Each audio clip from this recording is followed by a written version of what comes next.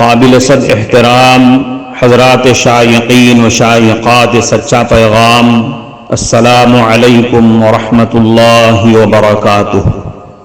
آج کی محفل میراث النبی کے نورانی پروگرام میں آپ کا استقبال ہے۔ اہلا و سہلا مرحبا۔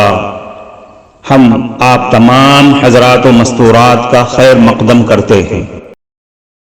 محترم حضرات و خواتین، تعلیم کا آغاز ہو رہا ہے۔ سب سے پہلے آداب تعلیم کا لحاظ کرتے ہوئے تعلیم کی طرف متوجہ ہو جائیں۔ پورے دھیان سے سننا، عمل کی نیت سے سننا اور تبلیغ کی نیت سے سننا، یعنی سنی ہوئی باتیں دوسروں تک پہنچانے کے جذبے سے سننا۔ چند خاص آداب تعلیم ہیں، امید ہے کہ آپ حضرات ان آداب کا ضرور خیال رکھیں گے۔ جزاکم اللہ۔ بسم اللہ الرحمن الرحیم۔ سورہ فاتحہ اور سورہ اخلاص کی تلاوت۔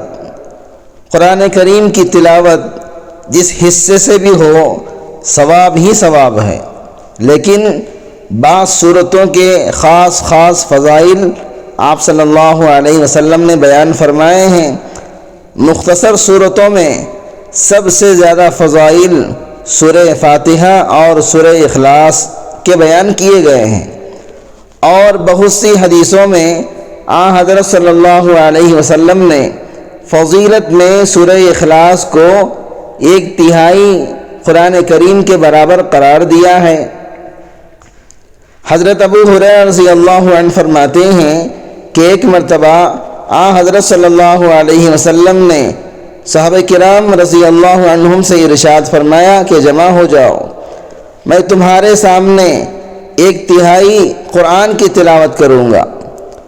کچھ حضرات جمع ہو گئے تو آپ صلی اللہ علیہ وسلم گھر سے باہر تشریف لے آئے اور سورہ اخلاص پڑھ کر اندر تشریف لے گئے۔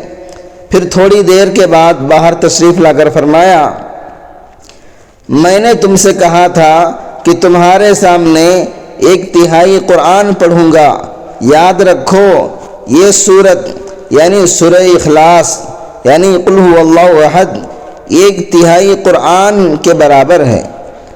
حضرت ابو درداء رضی اللہ عنہ سے روایت ہے کہ ایک مرتبہ حضرت صلی اللہ علیہ وسلم نے صحابہ سے خطاب کرتے ہوئے فرمایا، کیا تم میں سے کوئی ایک رات میں 1/3 قرآن کی تلاوت نہیں کر سکتا؟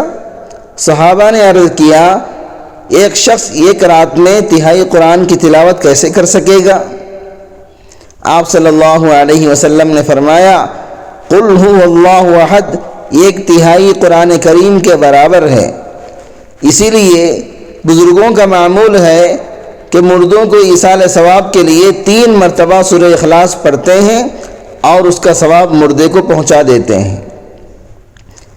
اچھی طرح وضو کرنا، وضو کو اطمینان کے ساتھ اور سنت کے مطابق آداب کی رعایت کے ساتھ انجام دینا بھی بہت فضیلت والا عمل ہے، جس پر احادیث میں بہت اجر و ثواب کے وعدے فرما رکھے ہیں۔ حضرت عثمان ابن عفان رضی اللہ عنہ سے روایت ہے کہ حضرت صلی اللہ علیہ وسلم نے ارشاد فرمایا، جو شخص وضو کرے اور اچھی طرح وضو کرے تو اس کے جسم سے گناہ نکل جاتے ہیں، یہاں تک کہ اس کے ناخنوں کے نیچے سے خارج ہو جاتے ہیں۔ ایک اور حدیث میں آتا ہے، ایک مرتبہ حضرت صلی اللہ علیہ وسلم نے صحابہ کرام سے فرمایا، کیا میں تمہیں بتاؤں کہ کن باتوں سے اللہ تعالیٰ گناہوں کو مٹاتے اور درجات بلند کرتے ہیں؟ صحابہ نے عرض کیا، اے اللہ کے رسول ضرور بتلائیے۔ آپ صلی اللہ علیہ وسلم نے فرمایا، نفس کے ناگوار ہونے کے باوجود وضو مکمل طریقے سے کرنا اور مسجد کی طرف کثرت سے قدم بڑھانا اور ایک نماز کے بعد دوسری نماز کا انتظار کرنا، یہ اعمال جہاد کی فضیلت رکھتے ہیں۔ یعنی جب سرد موسم کی وجہ سے یا کسی اور وجہ سے وضو کرنا دشوار معلوم ہو رہا ہو، اس وقت بھی وضو کو مکمل طریقے سے ادا کرنے کا اتنا ثواب ہے جتنا جہاد میں کسی سرحد پر پہرا دینے کا ثواب ہوتا ہے۔ اور وضو کو مکمل طریقے سے انجام دینے کا مطلب یہ ہے کہ تمام سنتوں اور آداب کے ساتھ وضو کیا جائے، لہذا وضو کرنے میں ان تمام آداب کا اہتمام کرنا چاہیے اور وضو کا صحیح طریقہ اچھی طرح سیکھ کر اس پر عمل کرنا چاہیے کہ اس سے نامہ اعمال میں نیکیوں کا اضافہ ہوتا ہے۔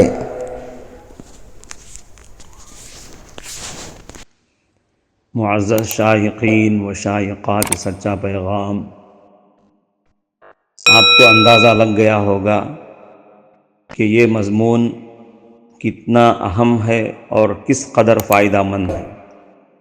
کم سے کم درجے میں سوشل میڈیا کے ذریعے سے بھی ہم اس کو زیادہ سے زیادہ شیئر کریں گے تو دعوت کے فریضے کی کوششوں میں ہم بھی اپنا کچھ حصہ ڈالنے والے بن سکتے ہیں۔